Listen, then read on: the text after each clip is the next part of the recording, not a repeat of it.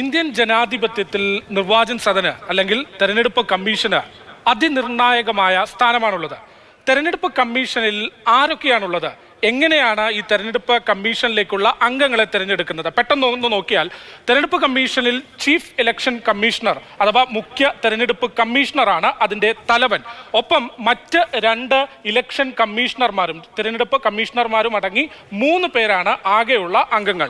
ഇവർ 3 പേരും civil service ഉദ്യോഗസ്ഥരാണ് എന്നുള്ളതാണ് പ്രധാനം. IAS ഉദ്യോഗസ്ഥരായിരിക്കും ഈ 3 പേരും. ഇനി ഈ 3 അംഗങ്ങളെയും എങ്ങനെയാണ് തിരഞ്ഞെടുക്കുക? ആ തെരഞ്ഞെടുപ്പ് പ്രക്രിയ എങ്ങനെയാണെന്ന് നോക്കിയാൽ ആദ്യം ഈ കേന്ദ്ര സർക്കാരിന്റെ പുതിയ നിയമപ്രകാരം ആദ്യം ഒരു സെർച്ച് കമ്മിറ്റിയാണ് രൂപീകരിക്കപ്പെട്ടിട്ടുള്ളത്. ഈ സെർച്ച് കമ്മിറ്റിയിൽ നിയമമന്ത്രിയും ഒപ്പം തന്നെ ആഭ്യന്തര സെക്രട്ടറിയും കേന്ദ്ര പേഴ്സണൽ മന്ത്രാലയം സെക്രട്ടറിയും ഈ 3 പേർ ചേർന്ന് 5 പേരുടെ പാനലാണ് ആദ്യം നിർദ്ദേശിക്കുന്നത്. 5 IAS ഉദ്യോഗസ്ഥരുടെ ഈ കമ്മീഷനിലേക്ക് നിർദ്ദേശിക്കുന്ന ആ ഉദ്യോഗസ്ഥരുടെ 5 പേരുടെ പാനൽ തയ്യാറാക്കുക എന്നുള്ളതാണ് സെർച്ച് കമ്മിറ്റിയുടെ ആദ്യ ദൗത്യം. ഇനി ഈ സെർച്ച് കമ്മിറ്റി പാനൽ തയ്യാറാക്കി കഴിഞ്ഞാൽ ഇവരുടെ പാനൽ തെരഞ്ഞെടുപ്പ് അന്തിമമായി നിർണ്ണയിക്കുന്ന തെരഞ്ഞെടുപ്പ് സമിതിയിലേക്ക് കൈമാറുന്നു. ഈ തെരഞ്ഞെടുപ്പ് സമിതിയിൽ അല്ലെങ്കിൽ അന്തിമമായി നിശ്ചയിക്കുന്ന സമിതിയിൽ ആരൊക്കെയുണ്ടെന്ന് നോക്കിയാൽ പ്രധാനമന്ത്രി ഉണ്ടാകും, ഒപ്പം തന്നെ ഒരു കേന്ദ്രമന്ത്രി, അത് ഏത് വകുപ്പ് അല്ലെങ്കിൽ ഏത് മന്ത്രി എന്നല്ല, പ്രധാനമന്ത്രി നിർദ്ദേശിക്കുന്ന ഒരു കേന്ദ്രമന്ത്രി ഉണ്ടാകും, ഒപ്പം തന്നെ പ്രതിപക്ഷ നേതാവ് അല്ലെങ്കിൽ